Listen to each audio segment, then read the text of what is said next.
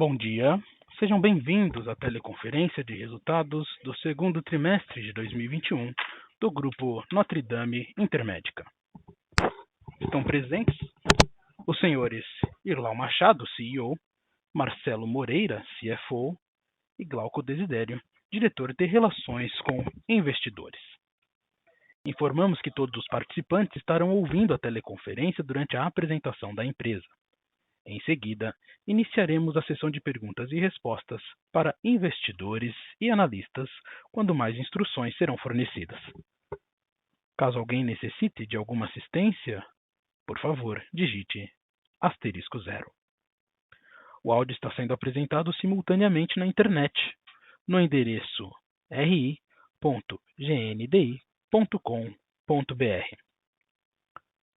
Antes de prosseguir, gostaríamos de esclarecer que eventuais declarações que possam ser feitas durante esta teleconferência relativas às perspectivas de negócios, projeções e metas operacionais e financeiras do Grupo Notre Dame Intermédica constituem-se em crenças e premissas da diretoria da companhia, bem como em informações atualmente disponíveis. Considerações futuras não são garantias de desempenho. Elas envolvem riscos, incertezas e premissas, pois se referem a eventos futuros e, portanto, dependem de circunstâncias que podem ou não ocorrer. Investidores devem compreender que condições econômicas gerais, condições da indústria e outros fatores operacionais podem afetar o desempenho futuro da companhia e podem conduzir a resultados que diferem materialmente daqueles expressos em tais considerações futuras. Agora gostaríamos de passar a palavra ao Sr. Irlau, que iniciará a apresentação. Por favor, Sr. Irlau, pode prosseguir. Obrigado, bom dia a todos. Eu gostaria de dar minhas boas-vindas às pessoas todas que nos acompanham ao longo desses anos, mas já fazendo um disclaimer, é a primeira vez em muitos anos que nós oferecemos um resultado operacional desafiador. Não é algo que a gente está acostumado, mas que faz frente à realidade de Covid-19. Por um outro lado, acho que estamos num momento crucial de transformação e de melhoria importante do que aconteceu nos últimos 2 trimestres. Mas vou começar com a realidade nua e crua da nossa situação, o que aconteceu nesse trimestre passado, que foi extremamente desafiador, né? Nós crescemos bem em termos de beneficiários, em termos médios na saúde, 17,5%, beneficiários médios dental, 9,1%, no semestre, 13,3% e 8,8%. A nossa receita líquida também avançando bem, 22,7%. Nós tivemos o problema que nós experimentamos, e é óbvio, foi a sinistralidade de caixa, a 82,7%. 18 pontos percentuais desfavorável frente ao mesmo trimestre do ano passado. Vale ressaltar que o segundo trimestre de 2020 foi talvez o melhor trimestre da história da organização, como esse está sendo o pior trimestre da organização. Essa comparação é um pouco, talvez, enganosa. Eu acho que a gente tem que olhar isso frente a períodos pré-Covid e pós-Covid, né? Mas, de toda forma, essa é a realidade.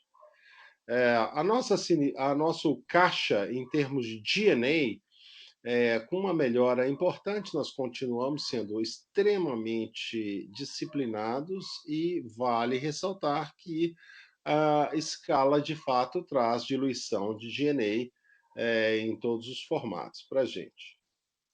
O lucro líquido muito ruim, a 48 milhões negativo, frente ao que a gente experimentou de Covid, acho razoável. Foi um período, nós vamos entrar em detalhes sobre isso, e é muito importante dizer que este foi um momento conjuntural, que nós estamos agora, de fato, em volumes de internação de pacientes ao nível de pré-Covid, indo para o terceiro trimestre, Por um outro lado, nós de fato experimentamos uma segunda onda absolutamente negativa em termos de volume de internação, óbitos, infecções e esforço nosso para exatamente conter nossos pacientes dentro da nossa rede, ampliamos nossos serviços, fizemos o que era necessário para salvaguardar vidas. E eu acho que nós podemos estar muito, como empresa, como nome, como marca, como pessoas, muito orgulhosos desse período, no que nós fizemos. Nós estamos aí com uma dívida líquida a 1,3 vezes EBITDA, que é muito controlado, e muito tranquilos estamos com essa situação.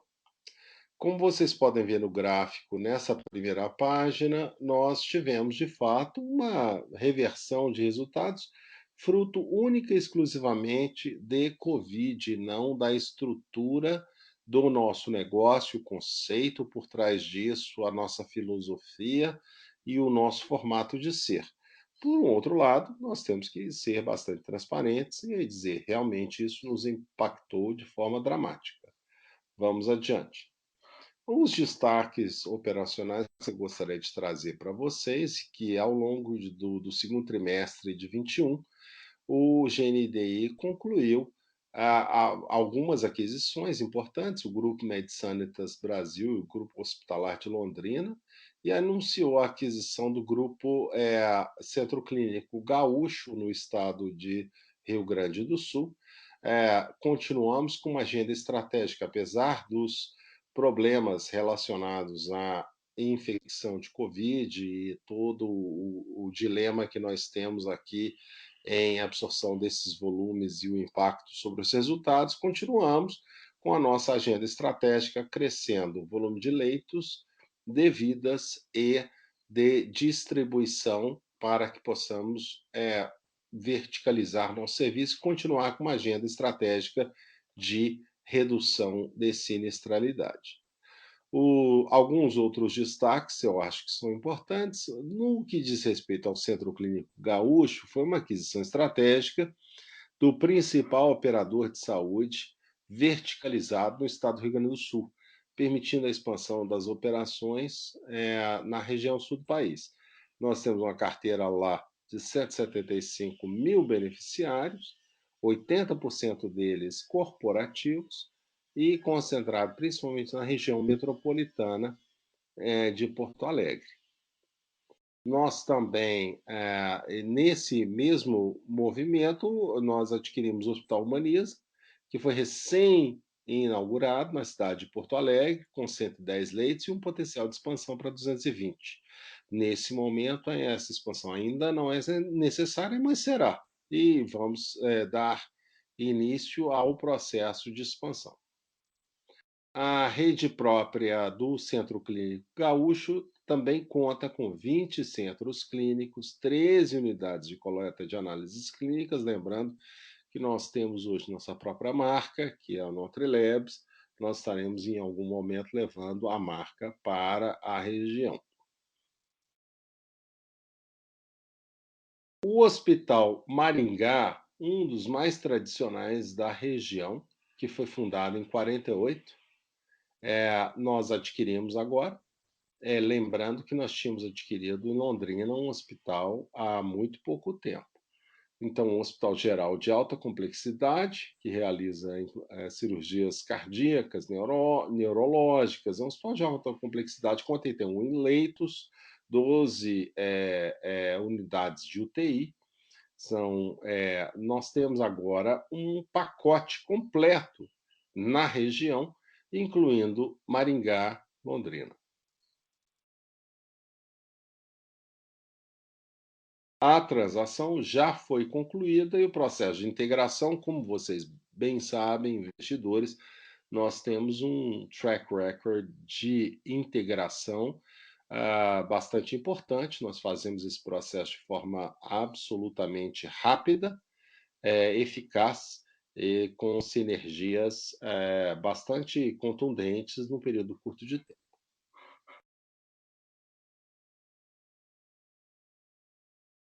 Na região sul do país, portanto, nós fizemos 7 aquisições, incluindo o CCG e o Hospital de Maringá.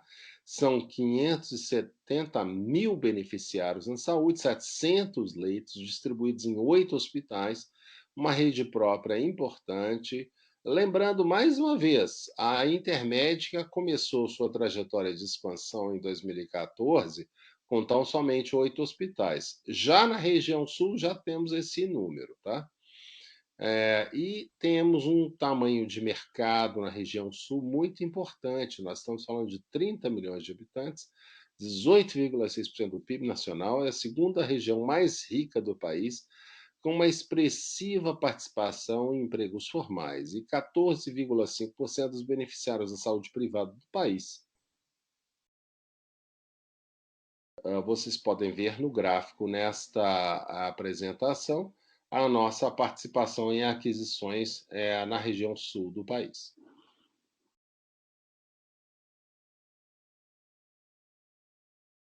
Muito importante para a gente a região de Minas Gerais também.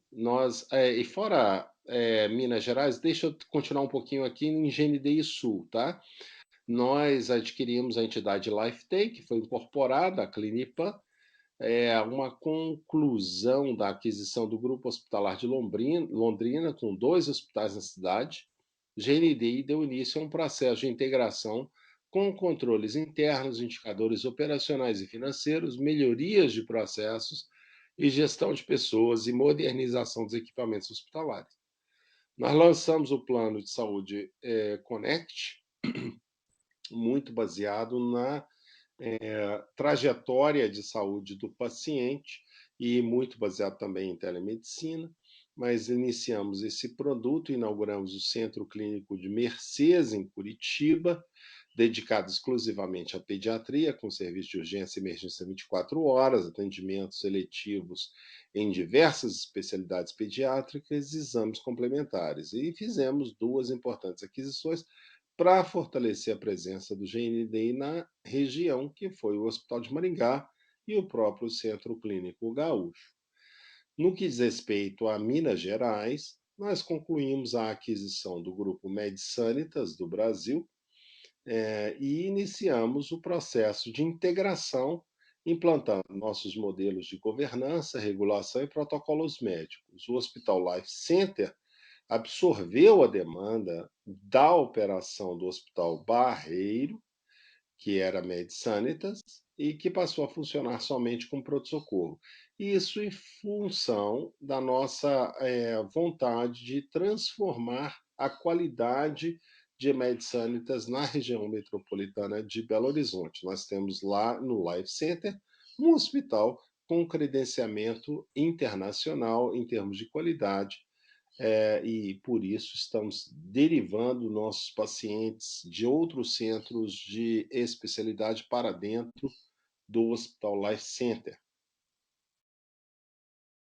Nós implantamos programas de medicina preventiva e iniciamos e passamos a promover a melhoria na qualidade de vida dos beneficiários com controle de custos médicos. Nós fizemos investimentos em revitalização das fachadas, introdução da marca GNDI Minas, Look and Feel, e a modernização das unidades assistenciais mediçânicas. Em breve, a rede própria do GNDI contará ainda com um pronto-socorro de Betim e o novo Hospital Life Center de Contagem, ambos em fase de obras na região metropolitana de Belo Horizonte. O GNDI foi habilitado agora, essa é uma vitória, para oferecer planos de saúde por adesão aos funcionários e seus dependentes da Prefeitura Municipal de Belo Horizonte, um feito que não havia sido conquistado, além de Unimed, por talvez 50 anos. Nós estamos muito bem posicionados agora na região. Alguns destaques operacionais da nossa rede própria, perseguindo a nossa agenda estratégica. Tá? O Hospital Santo Amaro é um imóvel que nós adquirimos em leilão, estrategicamente localizado na zona sul da cidade de São Paulo. Essa é uma reforma de uma estrutura já existente e nós perseguimos 12 mil metros quadrados de construção, com 106 leitos, 30 de UTI, com centro cirúrgico, ortopedia, tomografia, ressonância magnética. É a última região de São Paulo onde nós ainda precisávamos de um ativo importante em termos hospitalares e agora estamos nessa fase de construção. O Hospital Life Center de Contagem, que é nós fizemos um contrato de locação do antigo Hospital Santa Helena, e estamos em obras nesse momento, uma reforma da estrutura existente em construção no anexo que totalizará 9 mil metros quadrados. São 135 leitos, 34 de UTI, com um centro cirúrgico, ortopedia, magnética. A nossa previsão é o primeiro semestre de 2022. No Centro Clínico Mercês, que é uma unidade pediátrica em Curitiba, nós fizemos 5 mil metros quadrados, com 17 consultórios e salas dedicadas à bandagem, gesso, quarentena, medicação, emergência e observação, com 12 leitos, além de equipamentos de raio-x e ultrassom. E já foi inaugurado.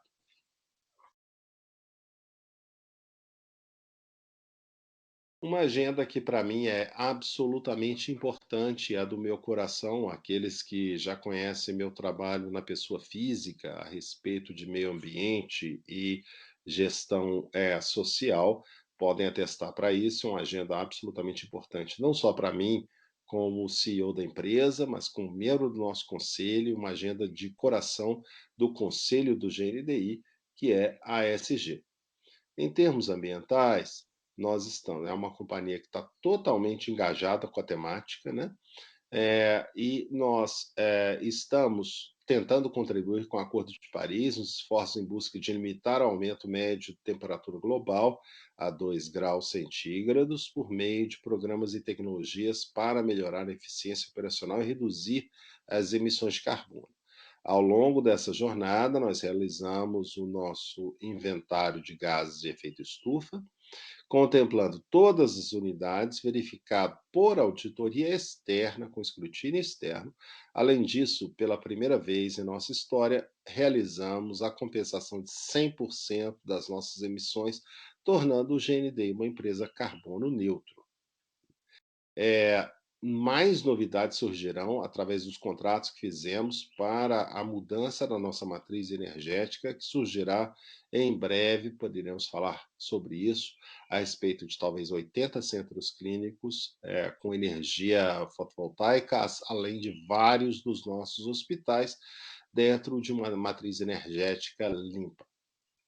Social. Em parceria com a ONG Cidade Sem Fome, nós já realizamos a doação de 22 mil toneladas de adubo, resultado do processo de compostagem do resíduo orgânico dos nossos hospitais. O adubo contribui para a manutenção do projeto Hortas Comunitárias, que, através da horticultura, ajuda a transformar a vida de pessoas da comunidade com geração de renda familiar e alimentação. Em termos de governança, em maio publicamos o segundo relatório de sustentabilidade com base nas diretrizes do GRI, verificado, obviamente, por auditoria externa e oferecendo informações para os nossos diferentes públicos sobre os resultados e iniciativas da empresa na gestão de seus aspectos ambientais, sociais de governança. Dessa forma, a companhia também reafirma o compromisso do desenvolvimento de forma sustentável através do relacionamento direto e transparente com clientes, colaboradores, fornecedores, acionistas e demais stakeholders. Eu gostaria de passar agora a palavra para o nosso CFO, Marcelo Moreira, para discutir as informações numéricas do nosso trimestre. Marcelo, por gentileza. Ok, Lau, obrigado, bom dia a todos. Eu estou no slide 10, então, onde a gente comenta um pouquinho da nossa receita líquida. Nós tivemos nesse segundo trimestre uma aceleração importante da receita, atingimos um crescimento de 22,7%, como a gente vem reportando, acho que ele é extremamente sólido, porque ele vem impulsionado pelo aumento da nossa base de beneficiários, né? Nós crescemos a nossa base de beneficiários de saúde em 17,5% versus o mesmo período do ano passado. Crescemos a nossa base de beneficiários dental em 9,1%, isso traduz aí quase 230 mil novos membros, né? O ticket, nesse trimestre, ele permaneceu flat, né? Ficou 0-0 versus o mesmo do ano passado, mas isso é fruto de toda a nossa estratégia e foco nos produtos mais básicos e também por conta dos M&As que nós fizemos, notadamente Biosaúde e MedSantas, que possuem um ticket médio menor do que o nosso grupo. Então é por isso que a gente aí apresenta esse ticket médio estável com relação ao segundo trimestre, né?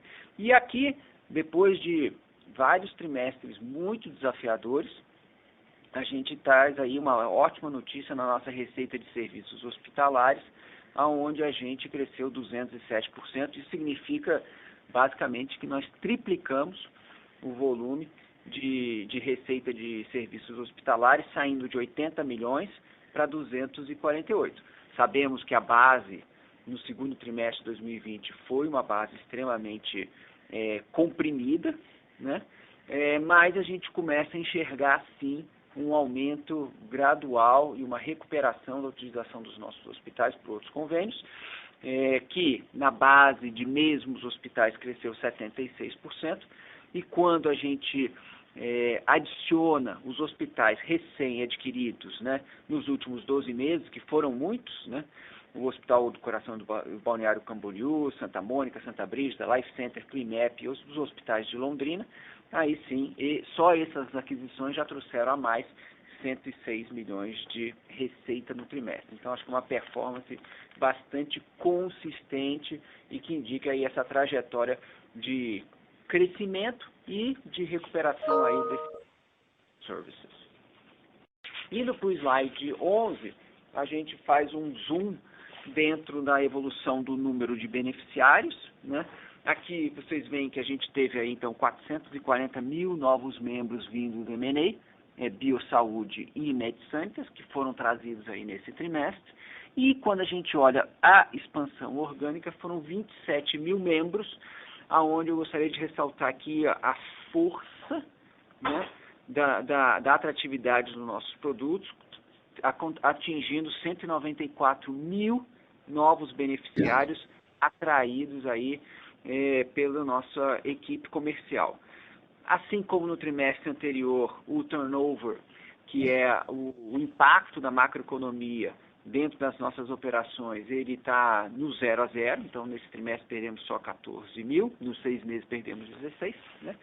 E quando a gente olha cancelamentos, os principais componentes aqui, 64 mil é PME, muito em linha com o que a gente vem reportando em trimestres anteriores e muito em linha com o churn que existe natural dessa carteira. Essa carteira ela continua a crescer, ela foi um dos importantes motores de crescimento da nossa companhia nos últimos anos e assim, é motivo de muito orgulho e alegria para a gente, porque podemos falar que nós estamos atingindo aí essa marca de 1 milhão de vidas de PME dentro do nosso portfólio como um todo, né? Que é um atingimento aí de uma meta importantíssima para nós que começamos com uma base extremamente pequena, né? Além disso, a gente tem os indivíduos e os beneficiários que estão em planos de adesão, que tiveram 40 mil, isso é também um churn que a gente julga bastante natural, e o que a gente sempre monitora e fica muito próximo são os nossos clientes corporativos, que nesse trimestre nós tivemos só 48 mil vidas. Tá? Quando a gente olha para os 6 meses, então já trouxemos ao longo desse primeiro semestre, 60 mil vidas organicamente, e temos aí um outlook que continua bastante otimista, até mais otimista no segundo semestre do que foi esse primeiro trimestre aí, que foi um trimestre muito marcado pelo Covid. No slide 12, a gente faz uma quebra da evolução do ticket médio, como eu já havia dito, né? O ticket médio impactado unicamente pelo preço e mix, ele cresceu, de fato, 5,5%, tanto no trimestre quanto nos 6 meses, mas depois ele acaba sendo impactado pelos M&As, que foram essas empresas que têm um ticket médio um pouco menor e que aí trouxeram, então, o nosso ticket médio, que permanece aí nessa base de R$ 226 por membro por mês. No slide número 13, a gente fala da nossa sinistralidade caixa. Tenho certeza que é o tema onde todos os olhos estão voltados, né? Então, foi um trimestre muito marcado pelo Covid, que trouxe para nós uma utilização recorde da nossa rede própria, né? E um impacto muito relevante de contas médicas mais altas na nossa rede credenciada. Tá? Com isso aí, nossa sinistralidade caixa ficou 4,4 pontos percentuais desfavorável versus o primeiro trimestre de 2021. Então, quarter contra quarter, a gente piorou 4,4. E quando a gente compara com o mesmo trimestre de 2020, que o Islau já falou, que foi o melhor trimestre da nossa história, a gente tem 18 pontos percentuais desfavorável. Eu acho que se a gente normaliza isso, nós estamos falando aí de um gap em torno de, 12%, 14% que a gente vai buscar aí nos próximos trimestres, né?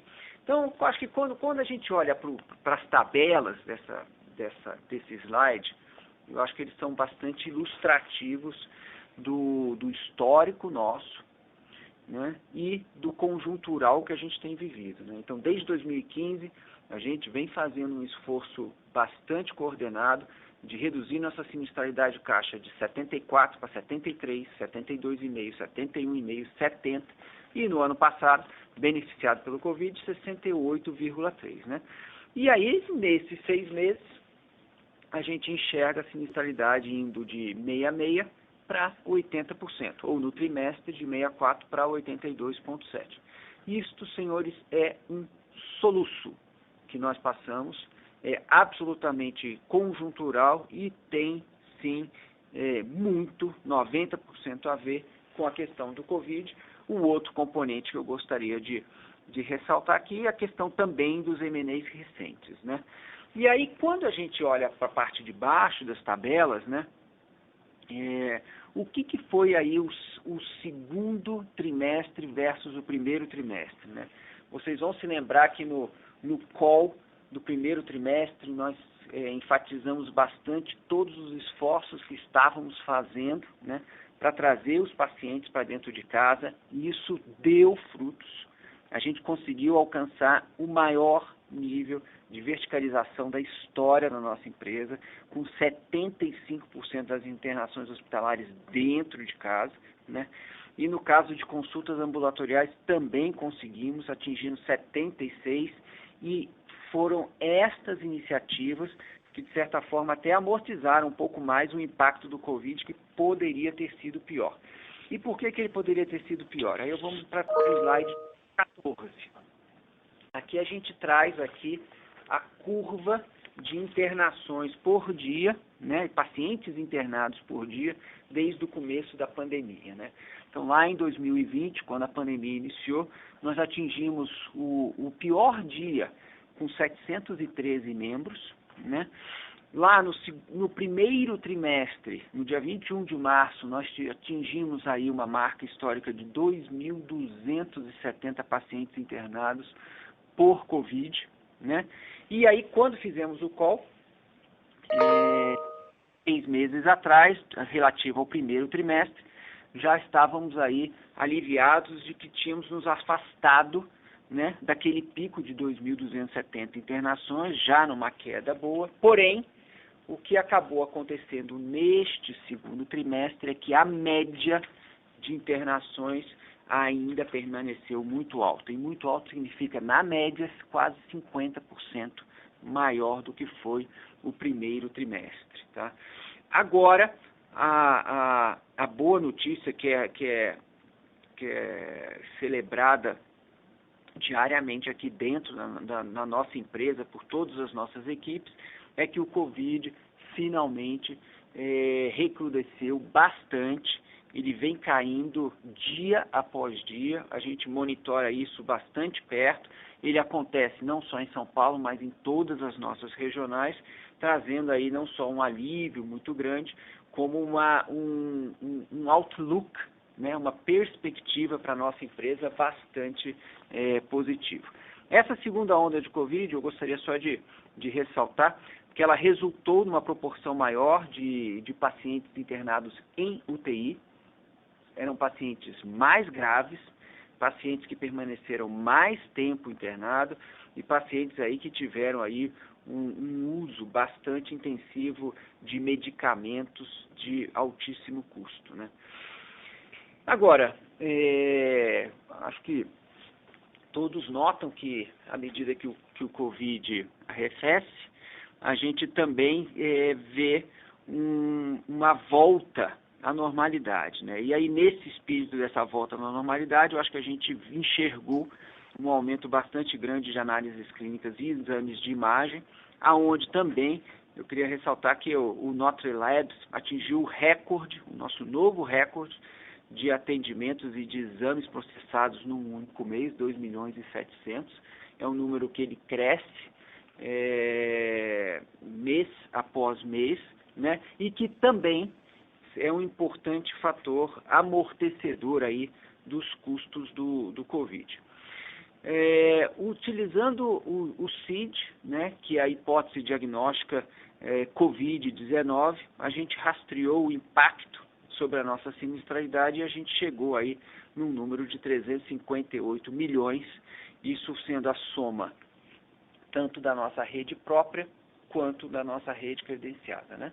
E além disso, como eu já havia mencionado, em 6 meses nós trouxemos para dentro 5 aquisições.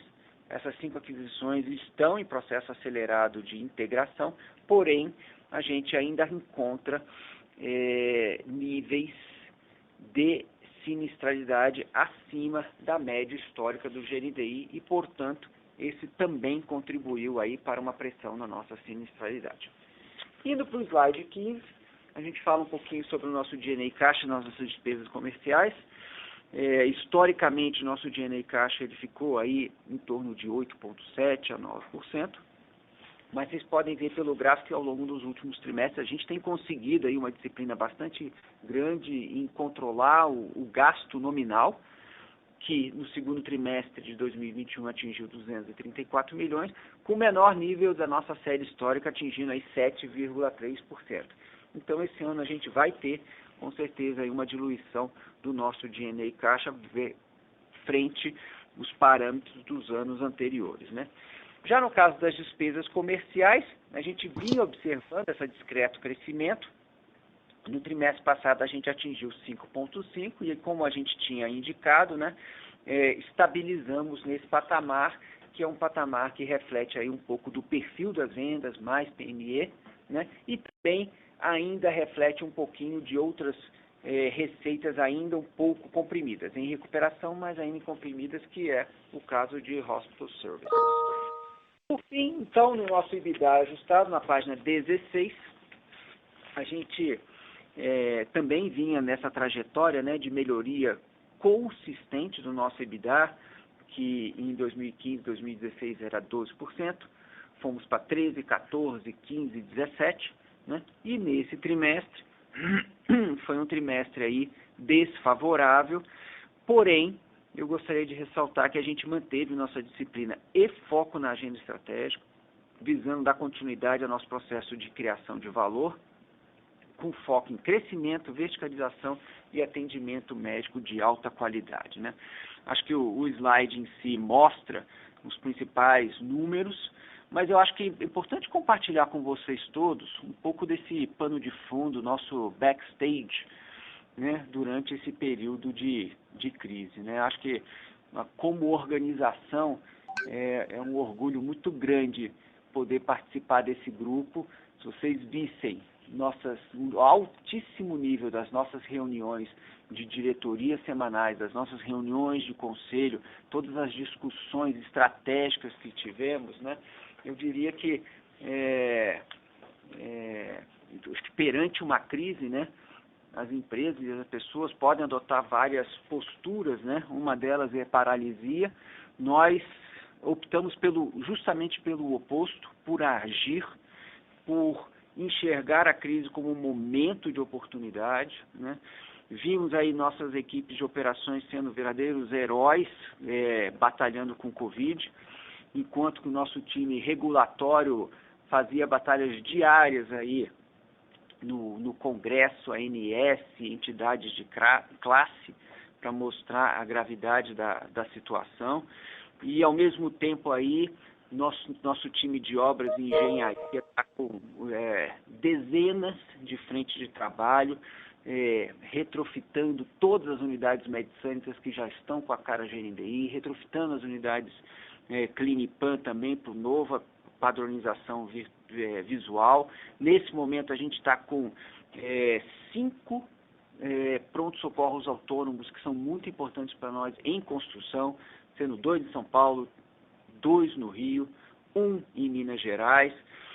Nossa equipe comercial não parou nem um instante buscando novas oportunidades. Eu acho que é importante ressaltar, né, o contrato histórico que a gente assinou com uma entidade de classe no Rio de Janeiro, o ganho da licitação dos produtos de Affinity na Prefeitura do Rio de Janeiro e agora, mais recentemente, a mesma coisa, os produtos de adesão na Prefeitura de Belo Horizonte. Eu acho que são marcos importantes para a nossa organização. Do ponto de vista de M&A, eu acho que os números falam por si só, né? Do ponto de vista de integrações, liderado pelo Dr. Marcianori, ele vem puxando todos nós na organização, RH, TI, legal, financeiro, marketing, para que a gente possa integrar essas empresas o mais rápido possível. E aí, com isso, né, rapidamente, agora com a queda do Covid, retornar aos nossos resultados normalizados, né? Com relação, então, no slide 17, nosso lucro líquido, ele, então, foi impactado pelo comportamento da sinistralidade. Olhando aí o lucro líquido ajustado, basicamente, nos 6 meses, a gente ficou em break-even, com 18 milhões de lucro, né? No trimestre, propriamente dito, a gente teve um pequeno prejuízo de 10 milhões, né? E do ponto de vista de CAPEX, 100% em linha com que a gente vem aplicando nossos recursos ao longo dos últimos anos. E nesses 6 meses, então, foram 1 bilhão e 800 investidos em M&A e reforma, expansão da nossa rede própria, que é um dos nossos grandes valores e ativos, né? Com relação à dívida, slide 18, último slide aqui, nossa estrutura de capital continua com uma baixa alavancagem. Nesse trimestre, concluímos a aquisição de MedSanitas, que foi um desembolso importante para nós, e por isso estamos aí com 1,3 vezes o endividamento pelo EBITDA, né? Mas com um perfil extremamente de longo prazo, nós temos dívidas aí de 3 a 5 anos e que faz com que, então, estejamos numa posição extremamente confortável para continuar nossos investimentos. Bom, com isso a gente acaba essa sessão de apresentação dos slides. Eu acho que podemos passar para perguntas e respostas. Senhoras e senhores, iniciaremos agora a sessão de perguntas e respostas para investidores e analistas. Caso tenha uma pergunta, por favor, digite *1. Se a sua pergunta for respondida, você pode sair da fila digitando *2. Nossa primeira pergunta vem de Gustavo Miele, Itaú BBA.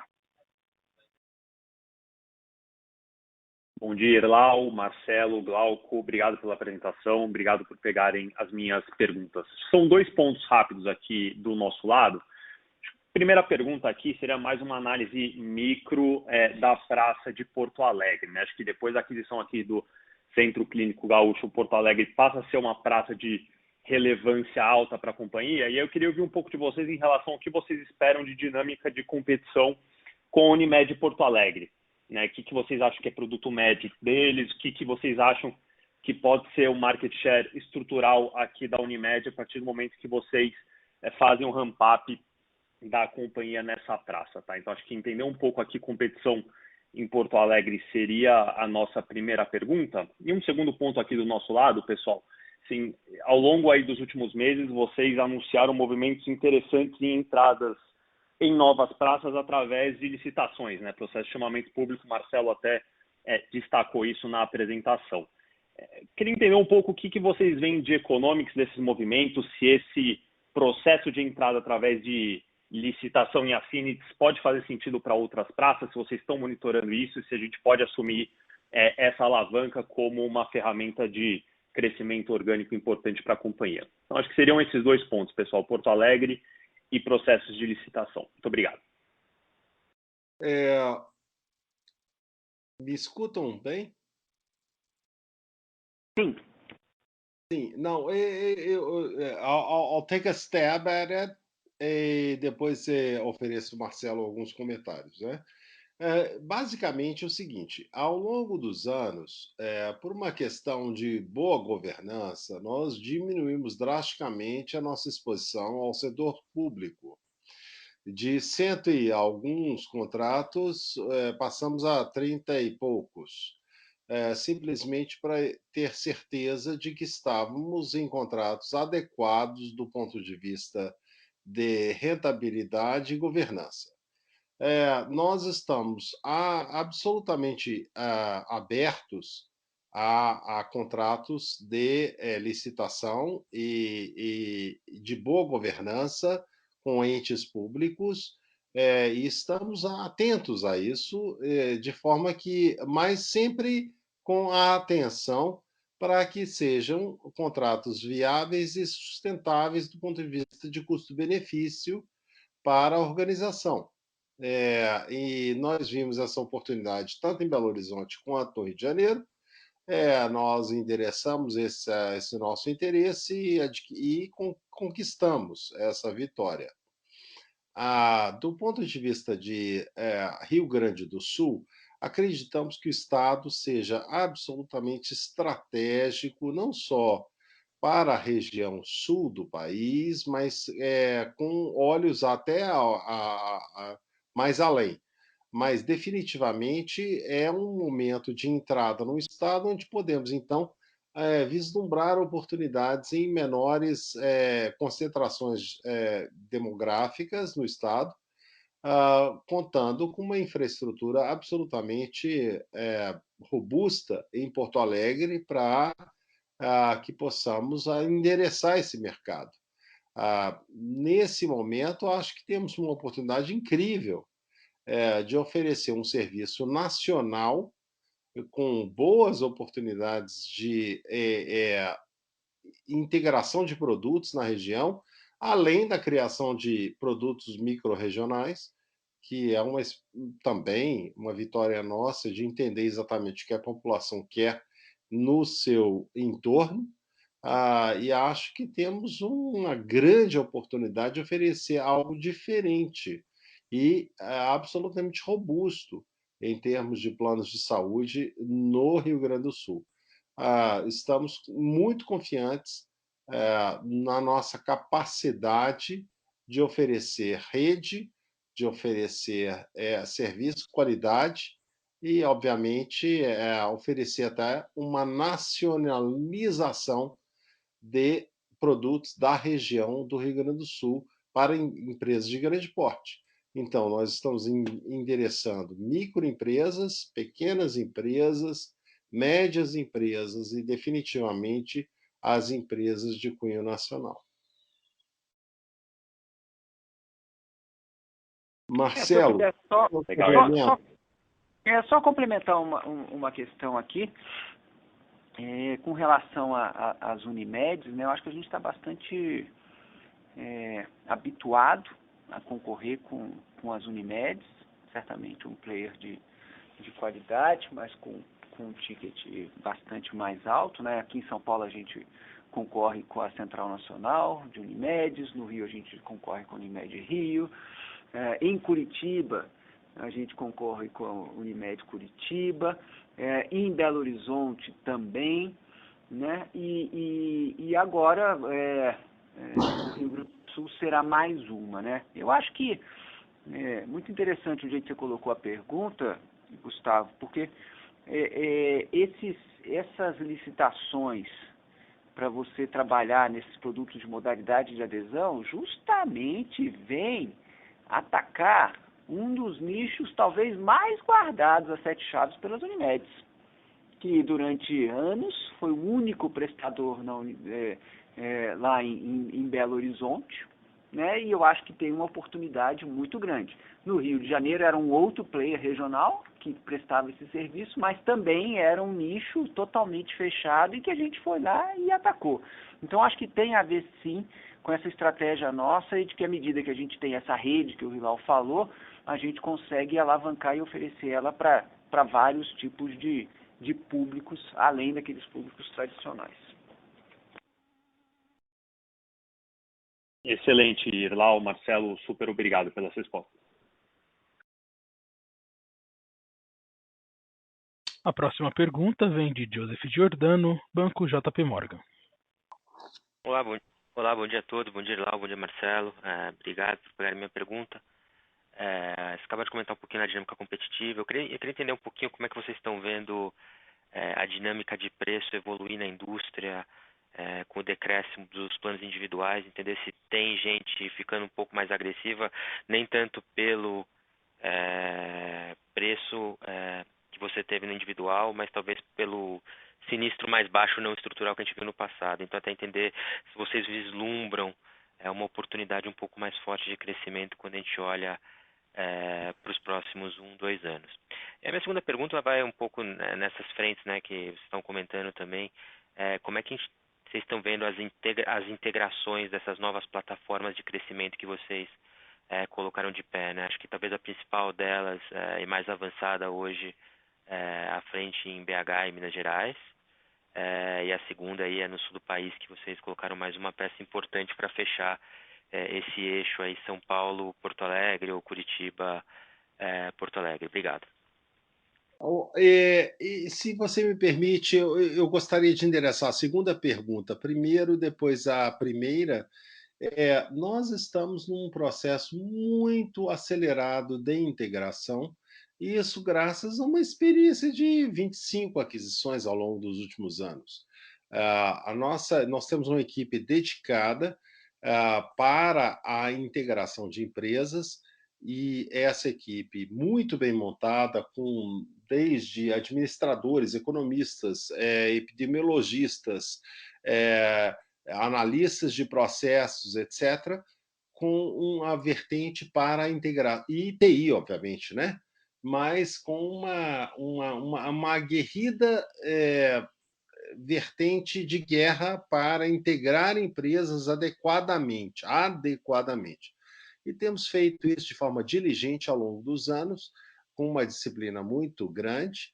Eu acho que temos, de todas as integrações, temos pouquíssimas ainda por fazer e faremos ao longo dos próximos 2, 3 meses. Em termos de integração, isso para a gente é muito importante. A Belo Horizonte e Minas Gerais em si, um processo muito aguerrido de verticalização e integração rápida, e isso está acontecendo. Agora, a primeira pergunta era, desculpe, Joseph, qual era? Dinâmica de preços competitivo no mercado. Isso. O que a gente tenta fazer, e sempre fizemos na realidade, é não entrar num mecanismo de guerra de preço com ninguém. Por um motivo único: nós não somos bobinhos, Joseph. Nós estamos nesse mercado há muitos anos e a gente entende que um mau underwriting, uma subscrição equivocada em função de preço para agradar o mercado conjunturalmente, vai trazer prejuízo de longo prazo para a empresa. Ninguém oferece um preço baixo este ano para tentar resgatar isso no ano subsequente, porque não vai acontecer. As empresas simplesmente mudam de preço, mudam de operadora. Então, nós não fazemos isso, nós fazemos uma coisa adequada, de longo prazo. Acho que os nossos parceiros e empresas têm entendido isso, não existem sobressaltos. Agora, definitivamente, temos uma vantagem competitiva importante em função de termos uma rede própria atuante, e de forma que os preços nossos em ticket médio frente ao mercado continuam tendo uma diferença importantíssima frente aos nossos concorrentes. Ou seja, temos uma oportunidade importante de continuar crescendo, oferecendo preços justos, adequados à realidade do país. Eu comentaria só, acho que a nível de integrações, né? Minas Gerais realmente é um mercado com altíssimo potencial para nós, né? Foram 5 aquisições feitas até o presente momento. O Hospital Life Center 100% integrado já é nossa rede própria, já roda dentro dos nossos sistemas, atendendo nossos pacientes. Não estava na apresentação porque é muito recente, mas agora, 1º de agosto, a gente fez o tombamento da carteira do Plano Santa Mônica, que é em Divinópolis. Ele já tombou para MedSanitas, então aquela carteira de MedSanitas passa a ser lá o nosso pilar, que vai unificar todas as nossas operações de Minas, e aí permitindo a gente, inclusive, ter produtos extremamente competitivos com a Unimed. Então, acho que a mensagem até que a gente tem ouvido do nosso comercial é que a gente vê uma grande oportunidade de frentes de negócio, e acho que nós vamos ver aí o número de vidas crescendo forte em Minas.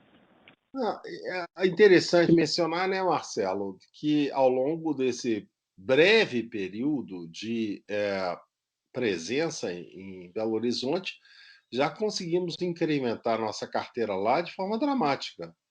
E eu acho que estamos no caminho certo. Perfeito, muito obrigado, Marcelo Arlau. A próxima pergunta vem de Fred Mendes, Bank of America. Bom dia a todos, obrigado pelo call. Eu tenho 2 perguntas aqui também. A primeira, acho que ficou bem legal ali que vocês mostraram o impacto do Covid, acho que ficou bem claro, né? Enfim, o número de casos aumentando, tudo isso. Mas eu queria basicamente entender o efeito net disso, né? Porque, por um lado, acho que o Marcelo colocou bem, enfim, medicamentos caros, o prazo mais longo enfim, na UTI. Por outro lado, você deve ter aí uma retomada forte das eletivas, teoricamente, muitas vezes acompanhando uma cirurgia, aumenta a complexidade, teoricamente fica mais caro. Então, acho que queria entender esse efeito, basicamente, se o pior ficou para trás, né? Acho que essa é a primeira pergunta. E a segunda, adições brutas ali melhorando bem, né? Vem forte, ele 195 mil nesse TRI. Eu queria que vocês pudessem dar um pouco mais de visibilidade de onde estão vindo, né? Principalmente essas adições, se é de competição, eventualmente alguma coisa do SUS. Acho que seria ótimo. Obrigado. Bom, eu faria 2 comentários. O seguinte, que no dia de segunda-feira, nós atingimos um nível de internação por 1.000 equivalente ao período pré-Covid. Na realidade, até um pouco menor. O nosso volume de internação por 1.000 é 0,56, num período normal, nós chegamos a 0,52 e caindo. Isso é em função da estratégia que nós definimos de gestão da crise e, obviamente, da diminuição de casos de Covid. Então, eu acho que a gente está muito bem encaminhado nesse sentido. Nós tivemos um aumento de frequência que eu acho que já diminuiu e bastante, no caso de exames de análises clínicas, principalmente em referência à Covid, mas definitivamente teve um surto de novos exames em função do represamento de cirurgias. Esse represamento é muito bem controlado, nós estamos muito confortáveis com o nível de novas cirurgias. Estamos endereçando isso ao longo do tempo e de acordo com a necessidade de cada um, obviamente, né? Eu acho que uma coisa que eu acho importante mencionar é do orgulho que nós tivemos durante esse tempo todo de não deixar ninguém desassistido. Por mais que a pandemia tenha feito um estrago em nível de internação e volume de internação, nós tomamos uma decisão em nível de conselho da empresa e, obviamente, dentro do comitê executivo da empresa, de fazer o espaço necessário para abarcar todos os nossos beneficiários. Nós fizemos um programa hercúleo para que ninguém ficasse sem atendimento, inclusive com cirurgias. Então, o nosso volume de cirurgias futuras, em função de um problema de falta em nível mercado, né, de drogas, etc., etc., está muito bem controlado, muito bem endereçado em termos de agenda. Nós estamos muito confortáveis com isso.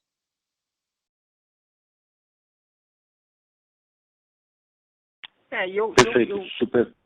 Eu só comentaria, Fred, muito bom ouvir você aí, com relação a essa questão das adições brutas, né? Isso foi uma coisa que vocês sempre até nos questionaram, né? Cada vez que a gente fazia um M&A, bom, então vocês estão abrindo novas oportunidades, né? E eu acho que a forma com que a gente enxerga, dando aqui só alguns highlights, São Paulo é uma fonte constante de crescimento para a gente. No Rio a gente tem visto uma boa recuperação em vendas, uma recuperação sólida à medida que a gente vai criando nossa rede, né? E Minas Gerais também uma performance até nas últimas semanas aí super forte, né? E a gente enxerga aí Minas como um pulmão importante de negócios para venda futura. Então acho que a gente tem a confiança, vem obviamente de todas as iniciativas que a gente faz, mas a gente quando faz essa quebra por regionais, a gente também vê que cada uma tem uma contribuição a dar. Perfeito, super claro, Ilau. Marcelo, obrigado.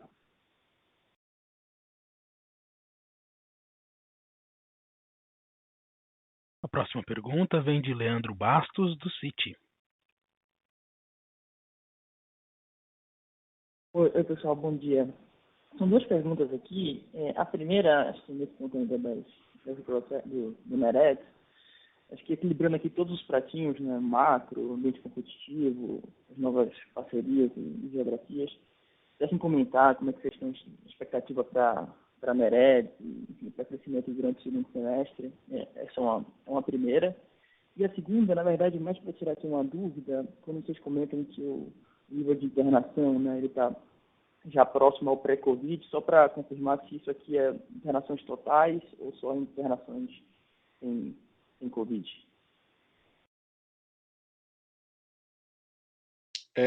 Obrigado. Olha, as internações totais têm, como eu bem disse, né, nós saímos de um pré-Covid de 0,56 para 0,52 por mil. Isso é um indicativo importante de redução de demanda. Lógico que isso ainda, né, nós ainda vamos ver recrudescimento de internações por cirurgias eletivas ao longo dos próximos meses, mas de forma muito menos dramática do que vimos no primeiro tri. Estamos assim numa situação que acho bastante animadora. E ao longo desse período, nós aquela velha história, né? Não desperdicemos uma boa crise. E o que aconteceu de fato. Então, eu acho que nós estamos saindo fortalecidos dessa crise com o desenvolvimento de canais adicionais de distribuição, com nova infraestrutura para atendimento, com novos centros clínicos, com novos hospitais adicionais, mais leitos. Isso faz com que a gente traga para dentro um nível de verticalização inigualável. Nunca tivemos esse nível até hoje. Eu acho que a crise em si e a distribuição que nós adquirimos traz para dentro de casa o atendimento ao paciente. Então, eu acho que nós estamos no caminho certo nesse sentido e com velocidade, para ser muito sincero.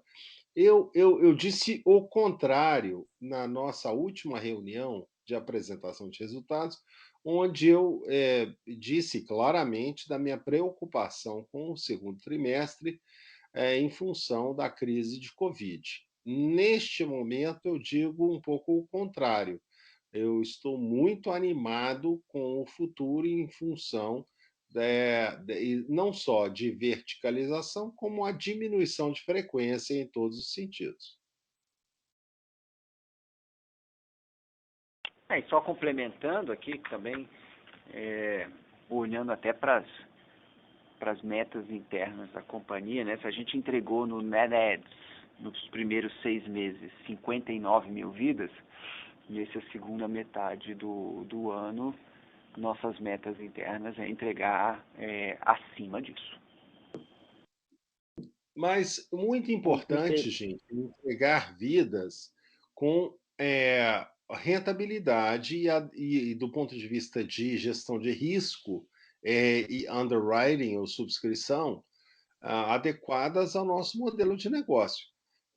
Nós somos extremamente picky no que diz respeito ao desenvolvimento sustentável dos negócios. Nós não vamos entrar e nunca entraremos em guerras de preço, em coisas absurdas, mas, mesmo assim, nós conseguimos trazer clientes rentáveis, adequados, dentro dos parâmetros nossos de epidemiologia. Eu acho que uma coisa que os investidores já puderam experimentar ao longo dos últimos vários anos é a nossa responsabilidade nesse sentido. Não, tá super claro, obrigado. Só uma última aqui, se eu puder, mais específica. O ticket do trimestre, ele já reflete os 2 meses de reajuste do individual? Ou esse efeito ainda não passou no resultado? Vale lembrar que o nosso volume de planos individuais é realmente muito baixo dentro da nossa carteira, né? Nós temos aí, talvez, entre individuais e adesão, cerca de 12%, mas individuais mesmo não passa de 8%, 7%. 8%, talvez. Isso aí depois nosso IR pode refletir isso em algum documento para vocês. Mas não tem nos impactado. É um negócio importante, claro que é importante do ponto de vista de resultado para a indústria, tem algumas características muito mais, as decisões tomadas recentemente, inclusive pelos órgãos reguladores, têm impactos institucionais e impactos importantes para a indústria, mas especificamente para a gente tem um impacto talvez menor. Passo a palavra para o Marcelo. Não, é isso aí. Acho que tá bem coberto. Obrigado, pessoal. Bom dia.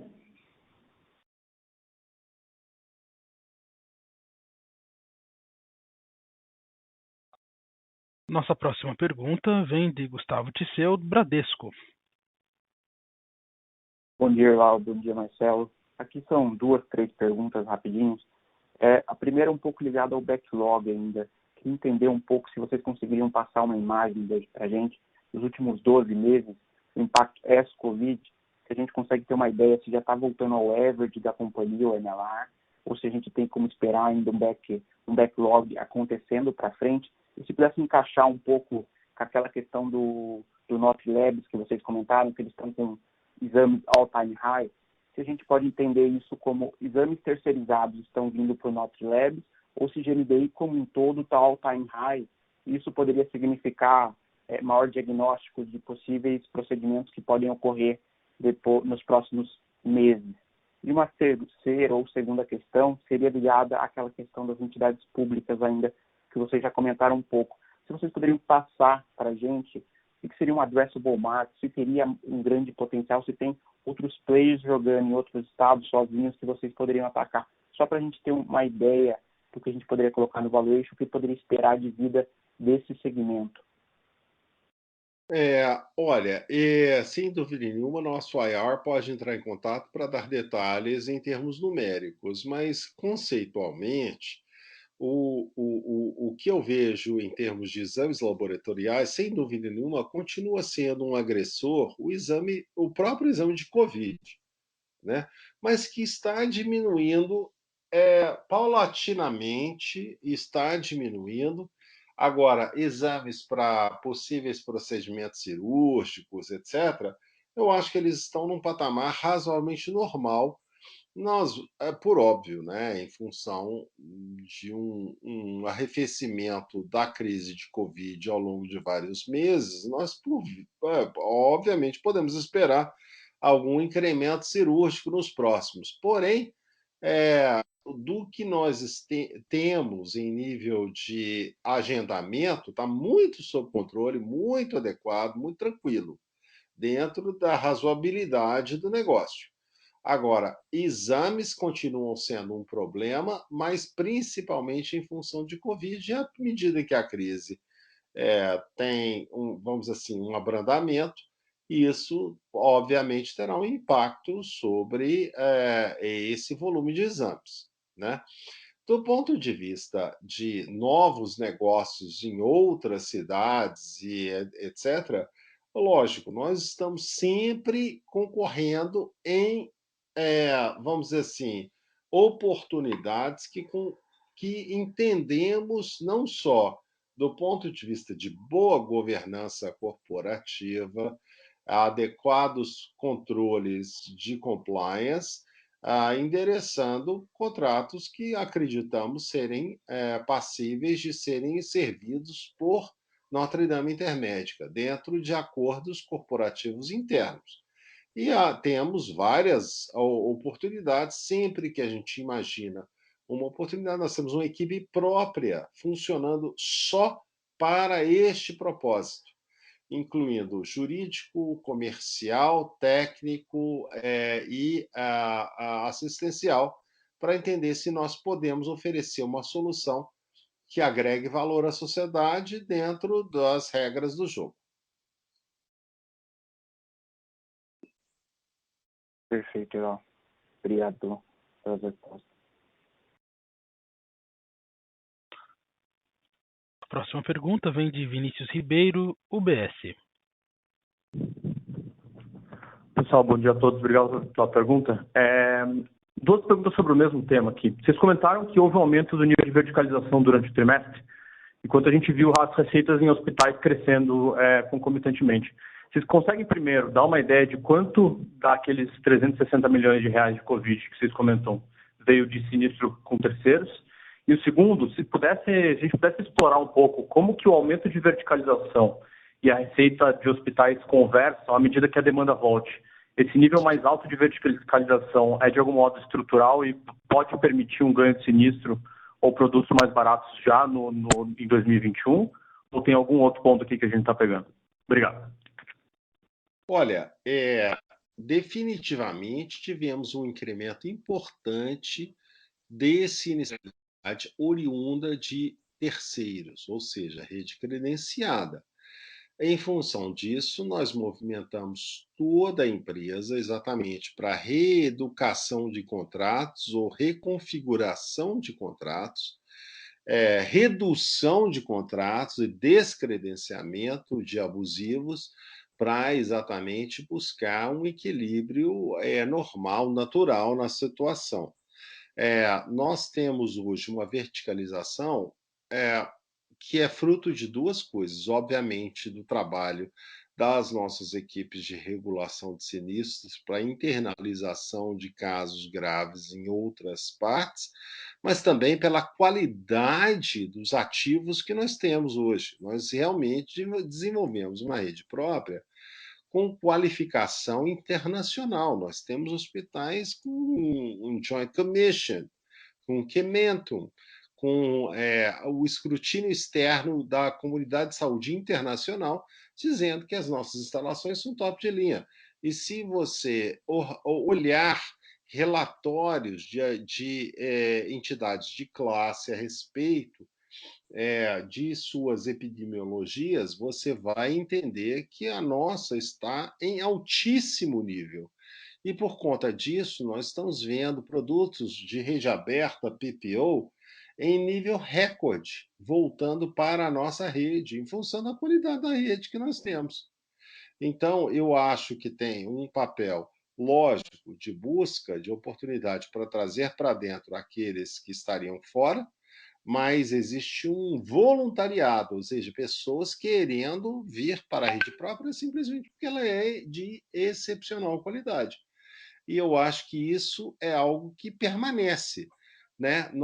Como eu bem disse, nós não vamos desperdiçar uma boa crise. E essa boa crise nos ofereceu a oportunidade de apresentar nossos produtos. Eu digo produtos como as nossas instalações. Somos muito bem qualificados, extremamente bem estruturados, uma estrutura absolutamente nova, jovem, com cara nova, com equipamentos de última geração, com uma hotelaria de primeira linha e que nós hoje fazemos frente a qualquer organização hospitalar no país e já somos hoje o segundo maior operador de leitos do país, o próximo disso, e com muito orgulho e que nossos leitos são top de linha. Marcelo?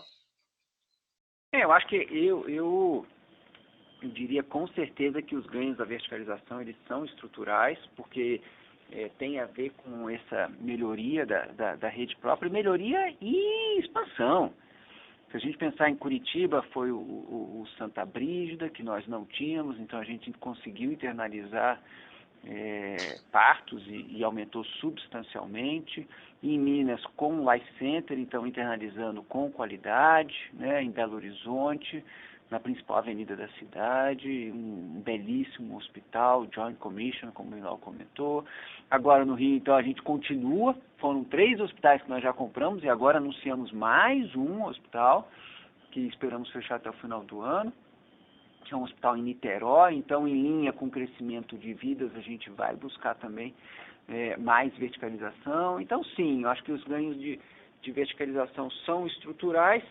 E aí, do ponto de vista aí um pouco dessa quebra dos números, né, desses 360 milhões que a gente viu aí de Covid, eu julgaria que a gente tem para retirar da nossa rede própria 120 milhões e tem 240 milhões para tirar da rede contratada de contas altas e de um volume que foi atípico e muito mais alto, né? Na nossa rede própria, principalmente materiais e medicamentos, que teve o componente de volume e componente de preço também. Perfeito, obrigado, Ilau, Marcelo. Obrigado pelas respostas. A próxima pergunta vem de Maurício Cepeda, Credit Suisse. Ilau, Marcelo, Glauco, obrigado pelo tempo. Duas perguntas, praticamente. A primeira, um pouco dessa perspectiva comercial no ambiente competitivo. Como está a receptividade das empresas para migrar as planos da GNDI que vocês têm encontrado de objeção no campo, né? Com quem vocês têm competido tipicamente? Vocês têm alguma sazonalidade de contrato que vocês podem aproveitar, né, de renegociação de contrato, que vocês possam se inserir e substituir o operador atual? Então, essa é a primeira pergunta do ambiente competitivo comercial. A segunda, a verticalização, incluindo um pouco mais nesse ponto, a gente vê que agora vocês estão mais preocupados em comprar hospitais, tem vários greenfields em andamentos. Como que vocês veem a curva de verticalização para frente? Né? Como vocês preveem que isso vai evoluir? E aí, no sentido contrário, né? Nesses lugares que vocês já construíram uma base melhor, como foi agora o caso de Niterói, se vocês pretendem alavancar o crescimento orgânico lá e começar a mover o share em lugares em que vocês já têm a estrutura pronta. Muito obrigado. A segunda pergunta primeiro, Acho que, né, você tem o ovo ou a galinha. Ou você entra em praças onde você tem um volume importante de vidas e você entra com um hospital para reduzir o custo em função de uma rede credenciada ofensora, ou você entra num espaço com a rede própria exatamente para você desenvolver produtos micro-regionais com um impacto em termos de concorrência de preço adequada para o desenvolvimento da empresa. Eu acho que nós estamos fazendo as duas coisas ao mesmo tempo. O Rio de Janeiro, que você mencionou, é algo que nós estamos fazendo assim. E acredito muito que temos um produto de absurda qualidade frente ao que existe no Rio de Janeiro e frente ao que a gente imagina de rede própria e qualidade de rede própria. A rede que nós estamos construindo no Rio de Janeiro, eu não sei quantos cariocas estão aqui na nossa reunião, mas definitivamente nós estamos propondo uma mudança de paradigma em termos de qualidade hospitalar no Rio de Janeiro. E é o que nós estamos construindo. Acho que nós temos uma oportunidade de preço, custo e definitivamente de abrangência dentro da cidade do Rio de Janeiro. A primeira pergunta, desculpa, volta para mim?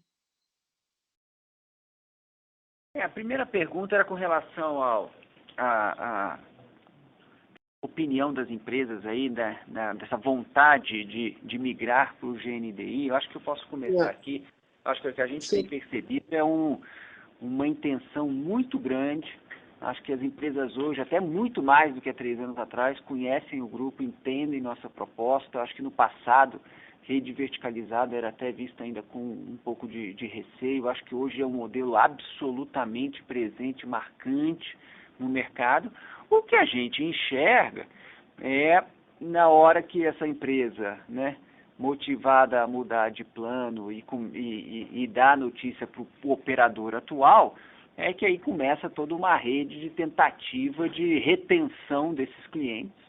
No nosso caso, quando a gente ganha um processo aí comercial, como o Hilal falou, um preço baseado numa estrutura de custo que nós temos, e eu acho que o que a gente tem visto é que quando os concorrentes reagem a uma eventual perda, assim, nem olha para o custo, o que eu preciso dar, e que é uma situação um pouco de desespero, né, Hilal? Não, eu concordo gênero, número e grau, Marcelo. E é isso que eu acho. E nós já tivemos essa conversa, inclusive, com analistas e investidores ao longo dos anos. Nós não entramos nessa situação. Nós fazemos a coisa certa, nós já tivemos clientes de enorme valor e volume de vidas que saíram da empresa e um ano depois retornaram, em função da qualidade que oferecemos, pelo preço que oferecemos. Não tenho medo disso, porque o que a gente faz é baseado numa estrutura racional e sustentável de longo prazo. Nesse momento, nós estamos tendo recorde sobre recorde de vendas, particularmente para PMEs, para empresas iniciantes, entradas, e de grande porte, entendendo que a nossa situação é uma situação sustentável de longo prazo. Não vejo isso, nesse momento, como uma ameaça para a gente. Isso não é, porque a ameaça seria se houvesse um disruptor no mercado que realmente reduzisse custo para que as operações fossem sustentáveis para as empresas deles. Não é o caso nesse momento, e nós é que estamos, na minha opinião, inclusive fruto da própria crise, né? Da revisão de todos os possíveis protocolos e custos para melhorar a situação, tanto de qualidade de atendimento quanto de redução de custo nesse atendimento, nos colocando numa posição mais competitiva. Então, eu me coloco, eu estou muito à vontade nesse momento. Esse momento de crise faz com que empresas, talvez, tomem decisões alopradas em função do desespero, mas que nós continuaremos firmes no nosso propósito, na nossa forma de atuar e na nossa proposta. E apesar dessa posição talvez um pouco mais dramática de alguns competidores, nós continuamos crescendo e crescendo organicamente e crescendo de forma saudável. E vocês acham que digamos assim, esse dumping, né, que eles estão fazendo aí, que obviamente vai acabar refletindo no econômico dele, tem alguma janela específica de oportunidade em que a corda aperta do outro lado e você consegue entrar? Tem algum período que você consegue aproveitar? O que eu vejo nesse momento é o seguinte: algumas empresas, principalmente menores em termos de escala, vão ter problemas seríssimos. Veja, nós tivemos um arroxo em função de frequência de uso que nos levou ao resultado desse trimestre, que é um resultado ruim. Eu não vou, poderia ser muito pior se a gente não tivesse agido, mas não é um resultado espetacular. Agora, empresas de menor porte que não podem distribuir e diluir seu custo da forma que nós conseguimos ou alongar, vamos dizer assim, a sua corda, essas empresas estarão em maus lençóis e serão definitivamente oportunidades de não necessariamente só de M&As, mas simplesmente serão ameaçadas de desaparecimento. E isso é uma oportunidade, sem dúvida nenhuma, para empresas como nós, como a nossa e algumas de grande porte. Então, sim. E eu vejo também, não vou falar nomes, porque seria descortês da minha parte, mas nós vemos, obviamente, empresas de grande porte no país também tendo dificuldades em termos de sinistralidade, que ainda não ficou evidente totalmente. Veja, a nossa sinistralidade, o nosso resultado, ele é muito mais presente. Por quê?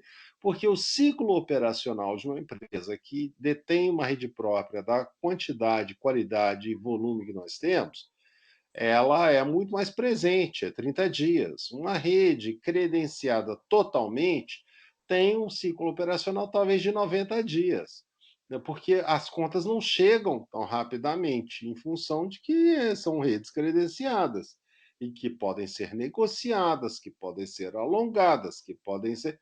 E, por fim, eu vejo também oportunidades nesse sentido, de grandes operadoras que vão ter que apertar preço para sobreviver. Não necessariamente hoje, mas ao longo dos meses. Não, está perfeito. Obrigado, Lau, Marcelo.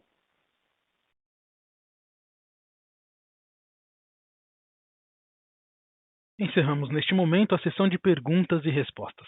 Gostaria de passar a palavra ao Sr. Irlau Machado para suas considerações finais. Por favor, pode prosseguir.